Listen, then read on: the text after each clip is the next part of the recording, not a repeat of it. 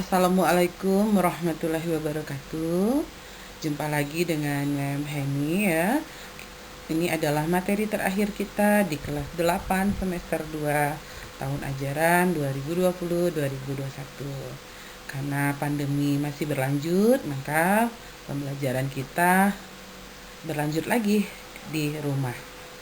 Materi kita yang terakhir ini adalah peluang. Materi ini Mem sampaikan pada hari Selasa 25 Mei 2021 untuk kelas 81, 82, dan 83. Teori peluang awalnya lahir dari masalah peluang memenangkan permainan judi.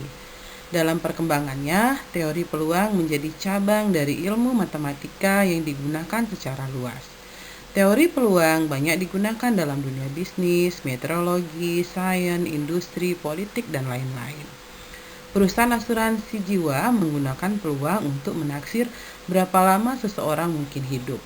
Dokter menggunakan peluang untuk memprediksi besar kecilnya kesuksesan suatu metode pengobatan. Ahli meteorologi menggunakan peluang untuk memperkirakan kondisi cuaca.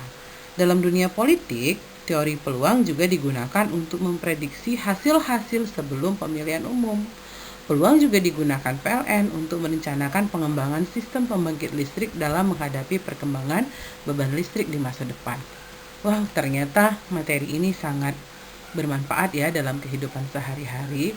Oke, baiklah, tontonlah video selanjutnya agar kalian lebih memahami materi kita hari ini.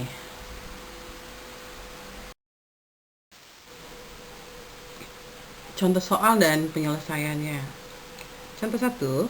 Ibu membeli telur puyuh sebanyak 1000 butir. Ternyata 50 butir telur pecah. Jika sebutir telur diambil secara acak, tentukan A. Peluang terambilnya telur pecah. B. Peluang terambilnya telur yang masih utuh.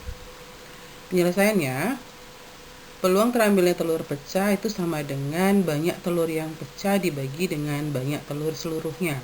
Jadi telur yang pecah tadi ada 50, maka 50 per 1000 sama dengan 1/20 sama dengan 0,05 jika dibuat menjadi desimal. Nah, untuk peluang terambil telur yang masih utuh berarti sama dengan banyak telur yang masih utuh dibagi dengan banyak telur seluruhnya. 1000 dikurang 50 itu adalah banyak telur yang masih utuh per 1000. 950 per 1000 sama dengan 19 per 20 atau sama dengan 0,95.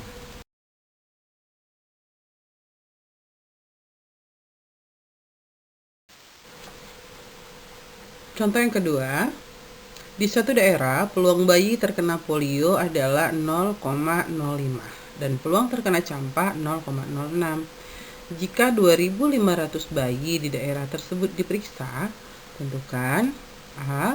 Banyak bayi yang terkena campak. B. Banyak bayi yang terkena polio. Penyelesaiannya, banyak bayi yang terkena campak itu sama dengan peluang bayi terkena campak dikali dengan jumlah bayi seluruhnya. Nah, banyak bayi yang terkena campak ini adalah 0,06, berarti 0,06 dikali 2500 sama dengan 150 orang. Untuk banyak bayi yang terkena polio itu sama dengan peluangnya adalah 0,05, berarti 0,05 dikali dengan 2500 sama dengan 125 orang. Nah, untuk sementara ini contohnya baru 2 saja ya. Nantikan lanjutannya di kesempatan berikutnya. Semoga bermanfaat. Assalamualaikum warahmatullahi wabarakatuh.